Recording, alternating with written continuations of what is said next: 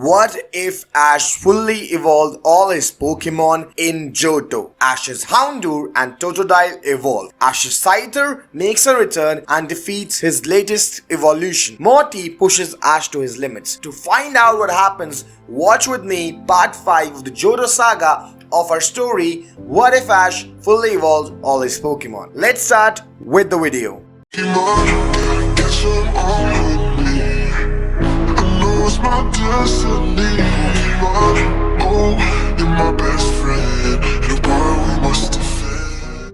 In the serene depths of Mount Quena, Mewtwo, guided by a newfound sense of compassion due to his previous encounter with Ash, has taken on the role of a guardian to the group of clone Pokémon who live with him in the lush forests and the tranquil lake at Mount Quena, which acts as a sanctuary and a haven for them as they seek refuge from the outside world. Unknown to Mewtwo though, Giovanni, driven by his insatiable desire for power, has set his sights on reclaiming the legendary Pokémon for his own sinister purposes. With his Team Rocket combat unit behind him, Giovanni orchestrates a calculated assault on Mount Quena, determined to seize Mewtwo and his companions. Meanwhile, fate also brings Ash and his friends to the vicinity of the mountain, where they find themselves stranded by an unforeseen typhoon. Seeking shelter at a nearby lodge, they encounter a diverse cast of characters, including the Pokémon naturalist Luna, the medical researcher Cullen, and the spirited Domino from the Pokémon Institute. As the storm rages outside, Brock's intuition prompts the group to bolster their ranks with their stronger Pokémon. With renewed determination, Ash, Misty and Brock rally their strongest Pokémon, ready to face whatever challenges lie ahead. But suddenly Team Rocket strikes, snatching Pikachu with a new electricity-absorbing whip. Despite their valiant efforts to give chase to Team Rocket, Ash and his friends find themselves ensnared by Team Rocket's balloon, which is being hurled towards Mount Quena at a total breakneck speed. As in the midst of this chaos, Domino, disguised as an innocent bystander,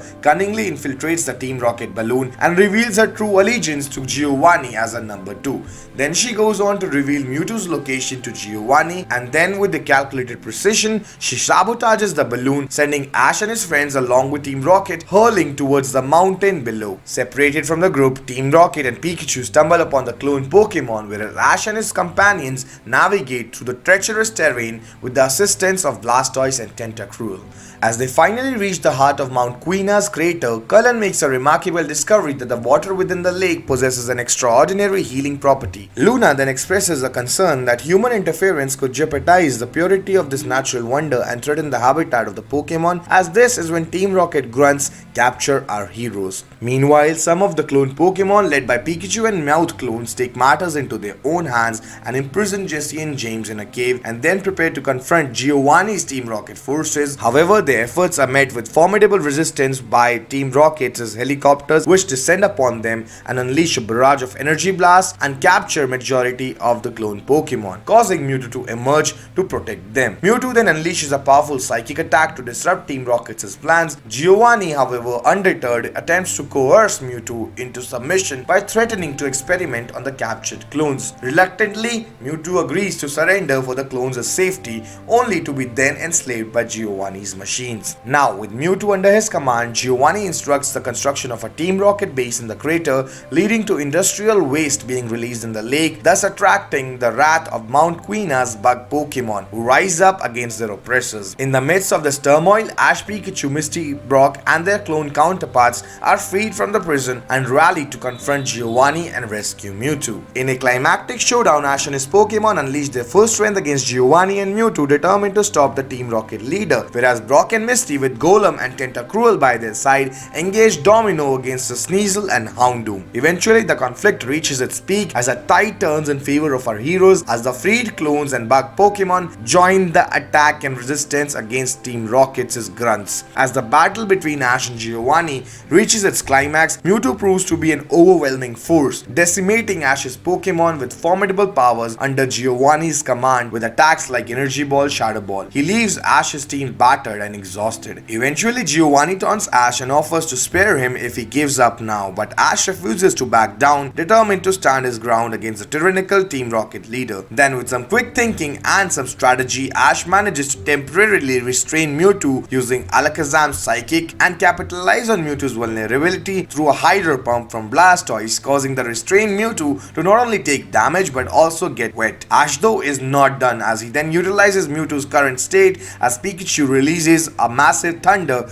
dealing major damage to the wet Mewtwo. But then Venusaur's powerful Solar Beam is what follows and ultimately turns the tide of the battle by not only knocking out Mewtwo but also breaking the hold Giovanni had over it. Enraged by his defeat, Giovanni sends out a barrage of Pokemon like Rhydon, Skarmory, Steelix, etc. to overwhelm Ash, who further tasks his exhausted team to hold them off somehow for some time. As in a desperate move, Ash calls upon his remaining Pokemon Teddiursa and Houndour to clear a path as he rushes to Mewtwo's side to pick him up and carry him to Purity Lake. Despite the odds stacked against them, Ash's unwavering determination to help Mewtwo resonates with the legendary Pokemon, stirring a newfound sense of purpose within Mewtwo. Now, as Ash and Mewtwo reach the heart of the mountain, they are ambushed by Team Rocket's reinforcements. But with Teddiursa and Houndour's valiant efforts dealing with 3 Team Rocket Pokemon each, Ash manages to reach Purity Lake finally, where he plunges Mewtwo into the healing waters. The rejuvenating power of the lake awakens Mewtwo to its true place in the world while also healing it, igniting a sense of belonging and purpose within the legendary Pokemon. As Giovanni's frustration continues to grow, he attempts to unleash further attacks through helicopters on everyone. However, Mewtwo this time rises from the lake with a strengthened resolve due to the bond forged with Ash and the healing waters of Purity Lake. A surge of power erupts as Mewtwo unleashes a brilliant blue light that pierces through the heavens, signaling his defiance against Giovanni's tyranny and its commitment to protecting its newfound home. Meanwhile, Brock, Misty and Ash's other friends arrive on the scene, having defeated Domino and the remaining of Team Rocket members, as together they witness Mewtwo's awe-inspiring display of strength and resilience. As one by one, all of Team Rocket and their Pokemon start vanishing from the crater. Eventually, night falls as Giovanni and Team Rocket are awakened to find themselves in a dry crater, disoriented and bewildered by their surroundings. Meanwhile, Mewtwo reveals his decision to relocate the lake and spring inside Mount Quena for enhanced protection from the likes of Giovanni. It also contemplates erasing the memories of all involved to safeguard their secrets. However, Pikachu and the other Pokemon oppose this idea, arguing that memories are integral to one's identity and everyone deserves to know their past. Misty and Brock also echo this sentiment, emphasizing that understanding one's history is essential for growing and understanding one's future. Moved by their passionate plea,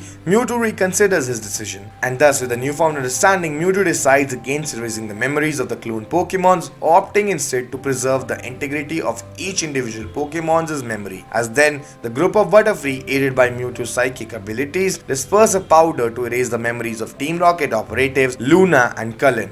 However, Ash, Misty, Brock and their Pokemon are spared from this fate, allowed to retain their memories as a testament to their courage and friendship. Grateful for their support, Mewtwo bids farewell to his newfound friends, departing with the clone Pokemon to live freely in the wild. But before he could leave, Ash calls out to Mewtwo, extending an open invitation to the Pokemon to visit him in Pallet Town whenever it wishes. Eventually, Mewtwo and the clone Pokemon vanish into the night. Eventually arriving in Ecruteak City, Ash wastes no time in heading straight for the gym to challenge his leader for his next league badge. But as they approach the supposed gym, Misty senses that something is strange, noting that it does not resemble any other gym that they have encountered recently. Their suspicions are then confirmed when they are suddenly attacked by multiple ghost-type Pokemon, which includes a pair of Ghastly and a Haunter. In a flurry of action, the trio commands Noctowl, Psyduck and Stantler to retaliate against the ghost Pokemon. But despite winning against the initial triple threat, our heroes find themselves overwhelmed when a powerful Gengar joins the battle, effortlessly taking down their Pokemon. However, just as Ash is about to order Pikachu to attack Gengar, an unknown voice stops him. Turning towards the source, they see a young blonde man at the top of a staircase surrounded by ghost Pokemon. He introduces himself as Morty, the gym leader of Ecruteak City, and explains that the Pokemon were merely defending their home. Demanding answers, Ash expresses his desire to compete for the gym badge.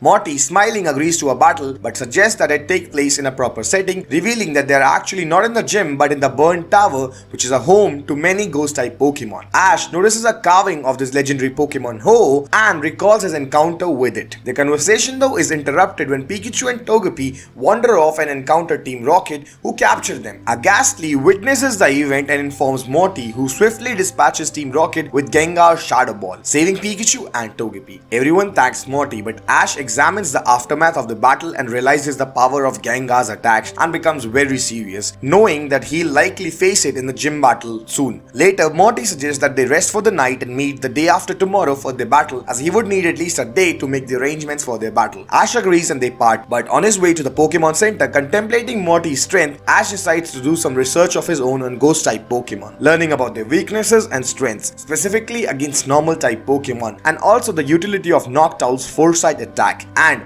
armed with this newfound knowledge, Ash plans to train Noctowl and Teddiursa, honing their dodging and endurance by battling against his Snorlax. Now, as the sun rises next morning, Ash wastes no time in beginning his training. With determination in his eyes, he instructs Snorlax to unleash a barrage of ice punches, urging Teddiursa to evade or deflect them, while simultaneously urges Noctowl to maintain its psychic restraint or Snorlax for extended periods to save Teddiursa. Meanwhile, Brock and Misty, slightly late to the training session, are impressed with Ash's initiative in devising his own training plan this time around. Misty remarks on his potential to become an exceptional trainer in the future, a sentiment which is then repeated by Brock, who envisions Ash one day ranking among the elite 8 trainers in the world, known as the Masters 8. Acknowledging their arrival, Ash joins his friends for breakfast before swiftly returning to his training routine. As the day progresses, Teddiursa becomes increasingly adept at not only dodging but also countering Snorlax's ice punches, while Noctowl demonstrates remarkable progress in maintaining its psychic restraint on the giant Pokemon. Also, a moment of excitement arises in the training when Teddiursa attempts to execute its own ice punch,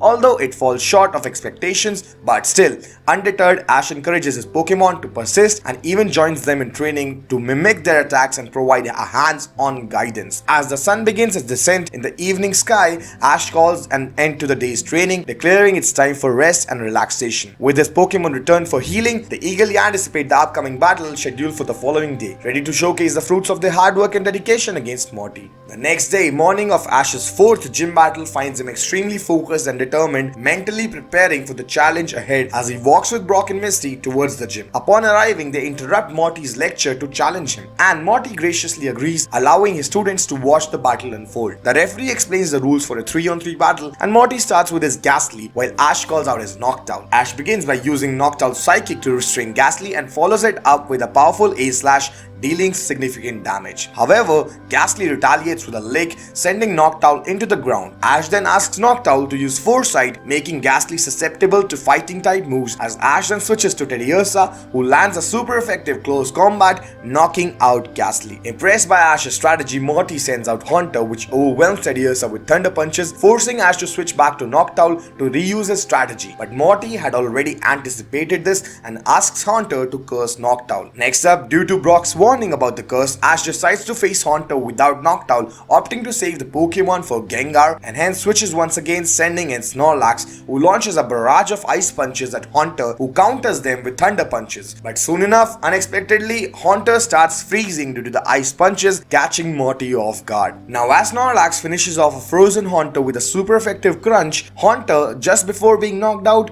manages to put Snorlax to sleep with hypnosis, as Morty then utilizes this opportunity to send in his Gengar, and Ash's resolve is further tested when Morty's Gengar unleashes a relentless assault of dark pulses and sets up toxic spikes in the battlefield as Snorlax is still asleep. Despite Ash's efforts to try and wake him up, Snorlax stays asleep and eventually succumbs to Gengar's devastating focus blast, leaving Ash frustrated and on the back foot. Determined to turn the tide, Ash sends in Noctowl only to find it immediately poisoned by the toxic spikes and also struggles against the damage due to the curse. Ash calls for Foresight next, but Gengar and Morty seem to be one step ahead, disappearing just before Noctowl could even launch the attack, causing Noctowl's strength to further wane under the curse and poisoning. But despite the odds stacked against them, Ash refuses to give up, and with unwavering determination, he commands Noctowl to muster all its power for a psychic, thus succeeding to locate and restrain Gengar. As with his final effort, Noctowl then launches another Foresight, rendering Gengar visible and susceptible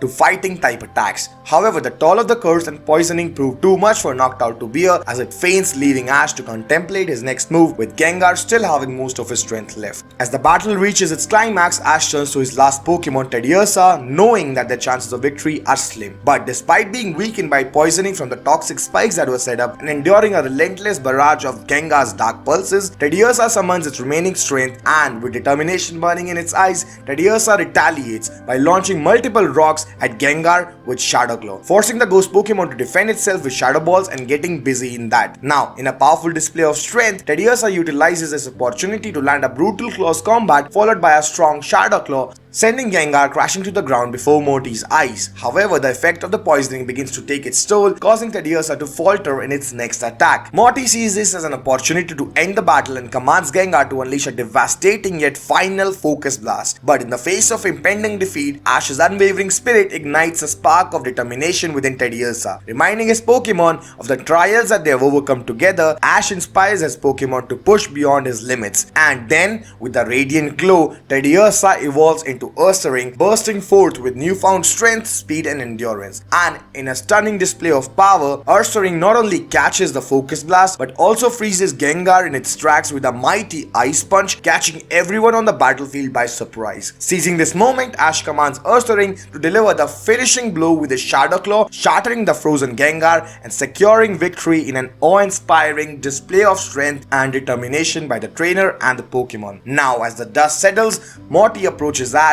acknowledging him for providing the greatest battle he's ever experienced yet. With a smile, Morty presents Ash with the Fog Badge, marking his victory. Celebrating with Brock, Misty and Ursaring, Ash embraces the triumph of their hard-fought battle before bidding farewell to Morty and setting their sights on the next destination. Now, after securing the Fog Badge, Ash and his friends take a break in Ecruteak City. Eager to move on to the next gym, Brock presents two options to Ash: Olivine City or Mahogany Town, both equidistant from their current location. Misty, however, spots a poster for a tea ceremony and decides she wants to explore the city first. As they are about to leave, they encounter a lost Eevee, whom Misty embraces before its trainer Sakura appears and retrieves it. Misty introduces herself and her friends to Sakura, who reveals that her sisters are the ones that are actually hosting the tea ceremony. Sakura then leads our heroes to the tea house, where she dons a traditional kimono before inviting the group to explore the grounds. Eventually, Sakura introduces them to her older sister Satsuki along with Sumomo, Tamao and Kume. Sumomo boasts about the four beautiful tea ceremony sisters, prompting Sakura's discomfort. Misty empathizes with Sakura, recognizing similarities between their situation as the youngest siblings are always overshadowed by their sisters. Meanwhile, Team Rocket crashes a tea ceremony but scoffs at the traditions in it. Ignoring the host's explanations about it, Jessie indulges in tea cakes until Sakura confronts them. A battle starts between Sakura's Eevee and Team Rocket's Pokemon, who easily defeat her and thus lead to Misty and Ash's intervention, leading to Team Rocket's defeat. Later, Misty trains Sakura's Eevee alongside her Poliwhirl, teaching her battle techniques as her Eevee picks up Swift from Misty's Poliwhirl. Grateful for Misty's guidance, Sakura expresses a desire to join the group on their journey and compete in the Johto League. Our trio agrees and Sakura reveals her intention to ask her sisters for the permission after an upcoming dance performance. Following the performance and after much persuasion, Sakura's sister agreed to let her join Ash's group on the condition that Misty and her friends defeat them in a Pokemon battle. Confident in their abilities, Misty accepts the challenge, setting the stage for an exciting showdown. As all of them step outside, Satsuki lays out the conditions. 3 one-on-one battles will take place, each of which our heroes must win to take Sakura along with them. Sumomo is the first one to step up and calls forth her Vaporeon, and Misty steps up with a Poliwhirl, setting the stage for a water Pokemon battle. Vaporeon strikes first with a tackle, but Misty instructs Poliwhirl to catch Vaporeon mid-attack and counter with a Swift to its face, sending the Pokemon flying into the river nearby. Then, despite Vaporeon's quick attack, Poliwhirl disrupts it with a Mud Shot and then triumphs over Vaporeon's Water Gun with his own, securing Misty's victory. Next, Brock takes the stage with his Vulpix against the mouse Flareon. Vulpix dominates the battle, overpowering Flareon's Ember and quick attack with its Flame Charge. In a final effort, Flareon launches a Fire Fang, but Vulpix cleverly uses Swift to create a dust cloud and then finishes off Flareon with a quick attack, earning Brock a victory too. Finally, everything depends on Ash, and Ash and Totodile face off against Kume's Jolteon. Totodile evades Jolteon's Thunderbolts with Dragon Dance, increasing his attacking power. Ash then seizes this opportunity to blind and damage Jolteon with a Mud Slap and then sends it crashing into the tree with a massive Water Gun, clinching Ash's victory and sealing our heroes' triumph. But before the battle results can even be discussed, Team Rocket reappear, aiming to steal their Pokemon once again. Sakura's Eevee battles James' Victreebel but loses and ends up being captured. Ash and his Eevee then face Victreebel, distracting James, while Brock's Vulpix battles Arbok to distract Jessie, while Misty and Poliwhirl use this distraction to free Sakura and her Eevee. But after being freed and defeating Team Rocket together with Misty, Sakura decides she's not ready to join the group yet, wanting to get stronger and travel on her own later in the future. Her sisters support her decision and recognize her growth and bravery as a human being. Sakura then asks her sister to help her with training, and they eagerly agree, hugging her tightly. Grateful for Misty's guidance, Sakura thanks her and Misty presents her with the Leaf Stone, suggesting that it might help Eevee evolve into a special form one day. With their farewells exchanged, Misty and boys choose to head to Olivine City, bidding Sakura goodbye as they depart for their next destination, as Misty is very proud of what she did today. Now on their way to Olivine City, our heroes decide to take a break as Ash waits for Brock to finish cooking. He goes on to start polishing his badges while sitting alongside Misty, though their peaceful moment is interrupted by a group of Murkrows who distract them with their lively dance and then swoop in to snatch Ash's badges and perch on a nearby branch. Without hesitation, Ash calls upon Noctowl and Pikachu, who quickly knock the Murkrows out of the tree, causing them to drop the stolen badges. But before Ash could retrieve the badges, Team Rocket swoops in and snatches Pikachu along with the badges and also captures the Murkrows with their new mechanical claw. With Team Rocket floating away in their balloon, Ash and Brock send out Noctowl and Golbat to take them down. Together, the two Pokemon pop the balloon, sending Team Rocket crashing to the ground along with the caged Pikachu and Murkrows. Team Rocket emerges unharmed, only to be met by Totodile and Horsey's combined water gun attacks, sending them blasting off again. Now with Team Rocket dealt with, Ash goes on to free Pikachu and the Murkrows from the cage, as they then return Ash's badges as a display of trust in the trainer. After a satisfying meal, which is enjoyed by Ash and the Pokemon alike, Ash decides to let Noctowl train with Brock's Golbat in the air, with Houndour and Eevee observing them. Intrigued by the aerial training, the Murkrows join in, demonstrating attacks like Sky Attack and Shadow Ball. Excited to see the new attacks, flying Pokemon start to practice together. And this somehow also includes Houndour, who is attempting to master or copy the Shadow Ball. Our hero's joy is short-lived as Team Rocket returns in their Mega Murkrow Mark V Mecha, vacuuming or sucking up all the Pokemon from the ground. Just as they are about to capture the Murkrows though, Ash steps in and blocks the vacuum's air, saving them. This allows Golbat to distract the mecha with Shadow Balls, which further allows Noctowl to lead the Murkrow trio in a combined powerful Sky Attack, destroying the mecha and saving their friends. Grateful for the Murkrow's help and the valuable lessons that they imparted to his Pokemon, as our heroes then decide to bid farewell to the Murkrow group and get ready to embark on their next adventure towards Olivine City. Soon enough, we see Ash and his friends traversing through a dense forest towards Olivine City. Misty is a little uneasy about the potentially spooky Pokemon that could be dwelling in the forest, which adds an extra layer of tension to their journey. Eventually, the group decides to settle down for the night in an abandoned cabin that they stumble upon and easily go to sleep. But come morning, the group pauses for a lunch break by a serene lake. Eager to hone their skills, Ash releases his Pokemon for training, but it soon becomes very evident that his newly evolved Ursaring is overpowering his other Pokemon very easily. Rock takes notice of all these little things and tells Ash that Ursaring is growing overconfident. This also prompts Misty to suggest that Ash should bring in a stronger Pokemon of his to not only humble Ursaring but also inspire him to continue striving for improvement. With this in mind, Ash heads to the nearest Pokemon Center and retrieves his shiny Scyther, knowing it's the perfect candidate for the task at hand. Now, under Ash's guidance, Ursaring and Scyther engage in a spirited battle, with Scyther's agility and power pushing Ursaring to new limits. Recognizing the lesson that Ash had intended to impart to him, Ursaring humbly apologizes to all his friends, and Ash embraces Scyther, grateful for its invaluable assistance. Following the lunch, Ash delegates training sessions to all his Pokemon, pairing Totodile with Magikarp and Kabuto for water-type trade with Misty on a request, whereas Brock orchestrates a fire attack practice between Houndour and Vulpix. Feeling a resurgence of energy, Ash then decides it's time for Pikachu to engage in a proper sparring session in a long time, igniting a thrilling clash between Pikachu and Scyther that inspires all his Pokemon to aspire for greater strength, seeing their two friends letting out their full power powers in battle, and the passion in Ash's eyes when he's commanding both of them. As the evening falls, Ash decides it's time for Ursaring to undergo specialized training at Professor Oak's lab, surrounded by his formidable Pokemon like Primeape, Rhydon, and Nidoqueen. Ursaring eagerly accepts the challenge,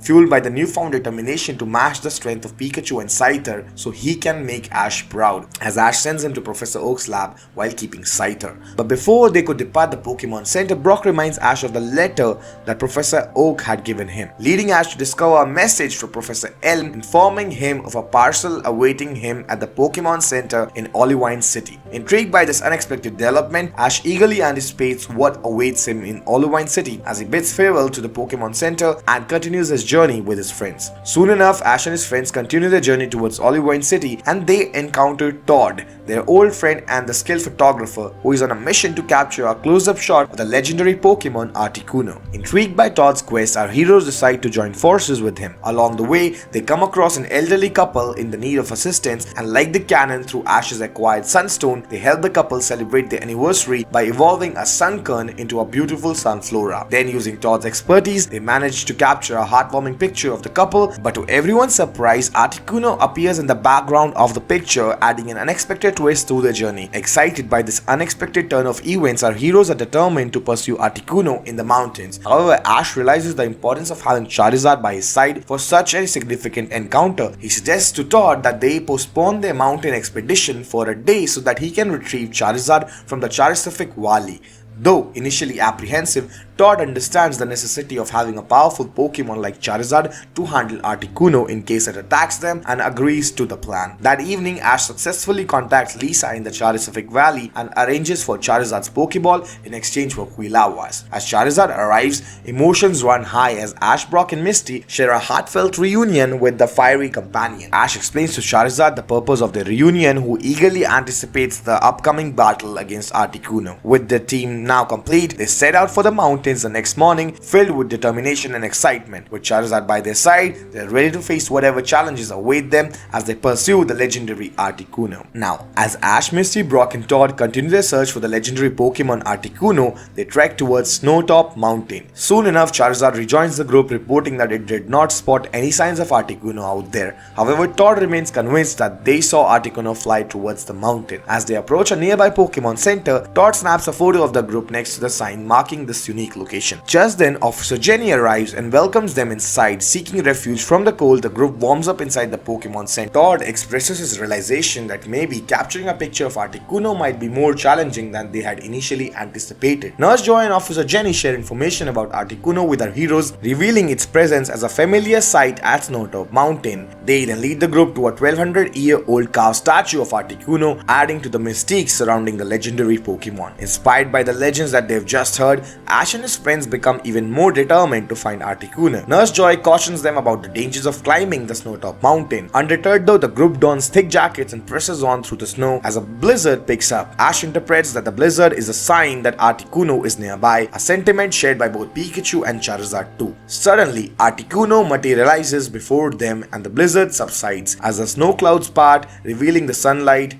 Ash and Todd are captivated by Articuno's shimmering blue plumage. Todd seizes the moment to capture the legendary Pokemon's beauty in a photograph in his camera. Just as he does, Articuno starts to take flight. Seeing this, Ash calls upon Charizard to pursue Articuno, initiating a battle between the two powerful Pokemon. Despite Articuno's attempts to slow Charizard down with a blizzard, Charizard presses forward, landing a massive Flare Blitz and ignites a battle between fire and ice. As the intense battle between Charizard and Articuno rages on, Articuno launches a Brave Bird while Charizard counters with Outrage. Clash of these powerful moves deals damage to both Pokemon and causes Ash and Todd to become separated from the group. Despite the odds, Ash remains determined, believing in Charizard's strength against Articuno. Ash commands Charizard to unleash Air Slash, but Articuno counters with Hurricane, overwhelming Charizard and dealing damage. Articuno follows this up with an Ice Beam, freezing Charizard in its icy grip. Ash though urges Charizard to break free with Flare Blitz and landing the attack on the Big Bird, causing Articuno to crash into the walls of ice. However, soon Articuno's Snow Cloak ability is activated, making it increasingly difficult for Charizard's attack to land on the legendary bird due to its increased speed and evasiveness, leading to the fire Pokemon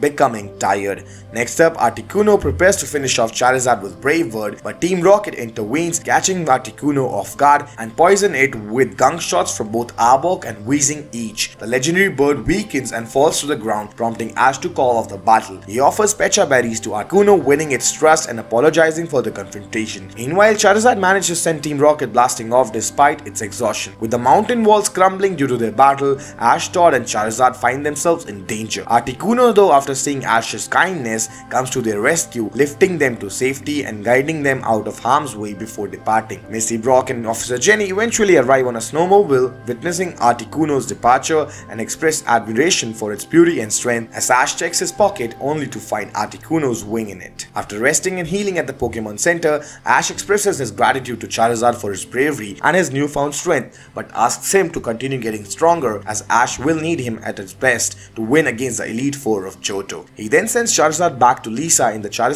Valley with a hug, receiving Quilava in return. Todd, though, decides to stay around Snowtop Mountain to capture more Pokemon in his photographs, bidding farewell to Ash, Misty and Brock as they depart. As the heroes leave, Todd's picture of Articuno is revealed, proudly displayed inside the Snowtop Peak Pokemon Center, serving as a lasting memory of our heroes' encounter with the legendary Pokemon. After a few days, when traversing through a vast canyon, Ash and his companions find themselves in a tricky situation when a sudden gust of wind triggers a rock slide onto them. Fortunately, a pack of majestic Arcanines swiftly come to their rescue. Grateful for the timely aid, Ash expresses his thanks to the Arcanine's trainers, Ramona and her younger brother Keegan. As the group exchanged introductions, Ash was fascinated to learn about the connection between Growlithe and Arcanine and how a Firestone plays an important role in their evolution. Keegan in turn reveals his impressive collection of Firestones destined for a forthcoming Fire-type Pokemon competition. Ramona shared insights about their courier service operated with the assistance of the Arcanine companions. In a generous gesture, she offers our tired heroes a lift aboard their Arcanine to the town which they are going to, which falls just on the path to Olivine City, a proposition that our heroes quickly accept. Soon enough, the whole group in a forest clearing decide to take break as Misty and Brock are indulged in hot refreshments while Ramona, Keegan and Ash tend to the Arcanine's thick fur. Inspired by the grace of the Arcanine, Ash's Houndour eagerly joined in with the playful antics, much to everyone's amusement. Following the brief break, Ramona and Keegan extend an invitation to the group to participate in the upcoming Fire-type competition once they arrive in the town where they have to deliver the Firestones. Ash, excited by the prospect of the competition, successfully convinces Brock and Misty to join him in participating, and also lets Misty borrow Quilava for the event. Trio then rest up for the night, filled with anticipation for the competition ahead. The following morning brought the commencement of the competition, with Ash, Misty and Brock showcasing their Fire-type Pokemon with skill and determination. In the quarterfinals, Ash's Houndour and Misty's Quilava deliver an intense battle, culminating in Houndour's victory with a combination of Smog and Thunderfang. To Ash's surprise, the semi-finals pit him against Brock and his Vulpix. The battle was fierce, with Vulpix putting up a valiant fight. However, Houndour's resilience and powerful bite attack proved too much for the Fox Pokemon, securing Ash's place in the finals. With anticipation building about who his final opponent would be, Ash is set to face Keegan and his formidable Arcanine in the ultimate showdown of the competition. As the battle between Ash's Houndour and Keegan's Arcanine intensifies, with both trainers focused on their victory, a disturbance suddenly interrupts their showdown.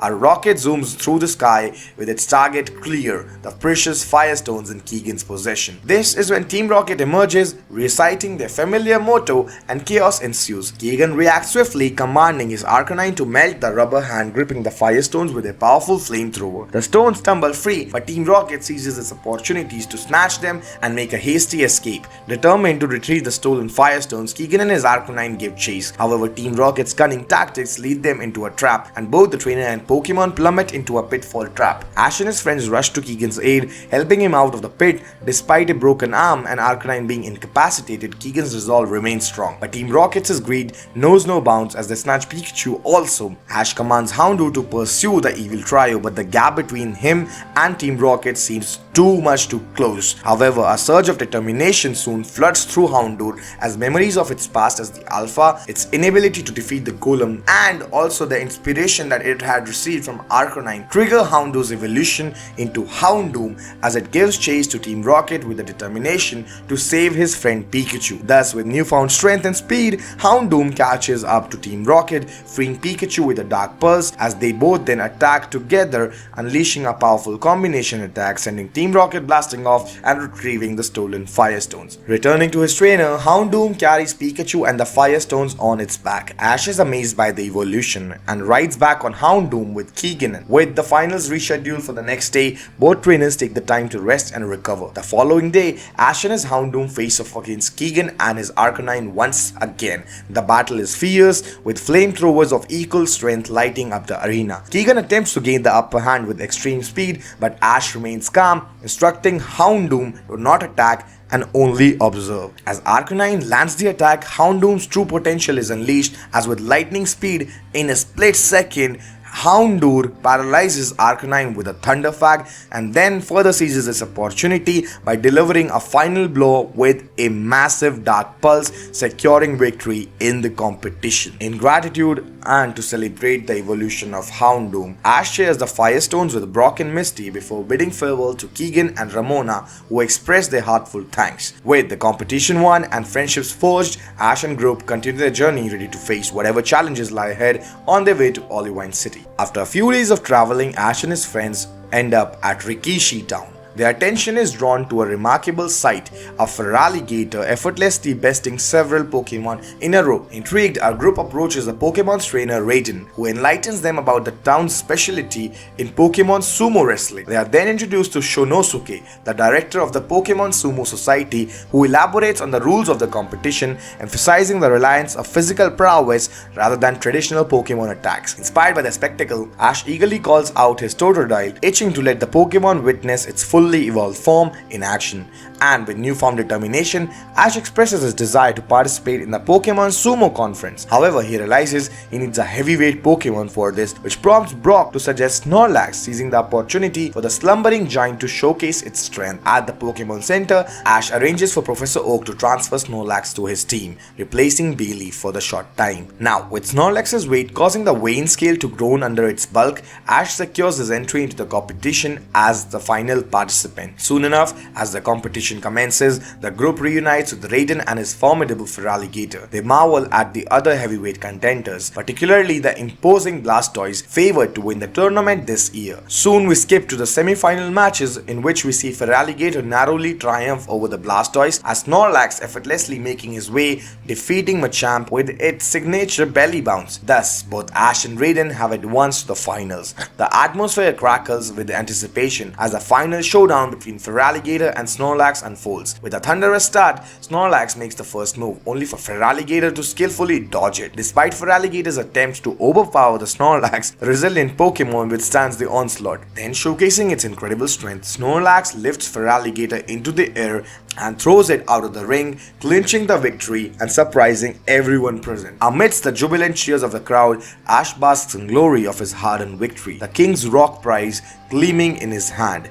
Nearby, Snorlax slumbers peacefully after its victory, its satisfied snores punctuating the atmosphere after indulging in a hearty feast of the Pokemon food that Ash had just won. Misty and Brock beam with pride as they congratulate their friend on his achievement. Meanwhile, Raiden, the formidable opponent from the tournament final, approaches Ash with a genuine smile of admiration and extends his hand in gesture of sportsmanship. Despite the intense battle they just endured, there's an undeniable mutual respect between the two skilled trainers. As the festivities wind down and the participants prepare to part ways, Totodile is eager to test himself and issues a spirited challenge to Raiden's Feraligatr for a sumo match. Raiden, with a nod of acceptance and a twinkle in his eyes, agrees to the match, and the anticipation in the air grows palpable as the two Pokemon square off in the sumo ring. However, despite Totodile's valiant efforts and unwavering spirit, it's become apparent that Feraligatr's sheer power and skill are totally unmatched. Totodile finds itself outmatched and tossed around the ring with ease. Its spirit is clearly dampened by the overwhelming force of its opponent. Witnessing Totodile's discouraging defeat, Ash turns to Raiden, seeking guidance on how to help his Pokemon overcome his setback. Raiden, being the respectful guy that he is, suggests a training session by the nearby stream where the rugged Terran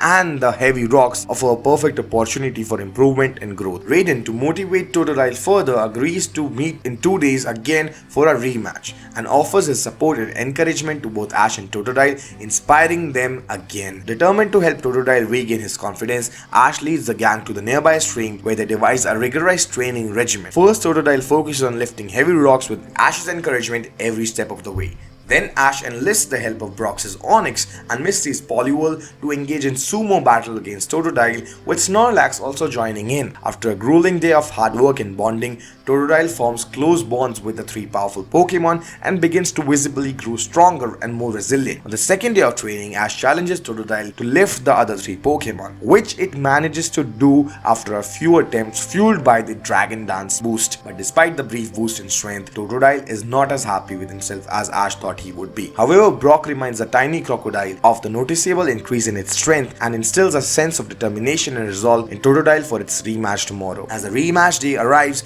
Raiden and Feraligatr appear ready for the showdown. Initially, Totodile struggles against Feraligatr's power, like his first battle, being beaten to the pulp with focus punches and superpower thrashing it around the ring, but instead of losing hope this time, Totodile on Ash's instructions begins to stack Dragon Dance upon Dragon Dance, boosting its strength and determination more and more. Everyone's astonishment then, just as Feraligatr is about to finish the match with a brick break to send Totodile out of the ring, Totodile's transformation begins, and with a radiant glow, Totodile evolves into a Croconaw mid-battle, catching Feraligatr off guard and ultimately winning the match by lifting Feraligatr in air and throwing it out of the bounds. Impressed by Ash and Croconaw's incredible performance, Raiden acknowledges that the Pokemon's burning spirit combined with the strength boost from the Dragon Dance and its evolution were what led to their victory. He encourages Ash to continue training Croconaw like this, believing that when it fully evolves, it will even surpass his own Feraligatr in strength. Their victory celebration, however,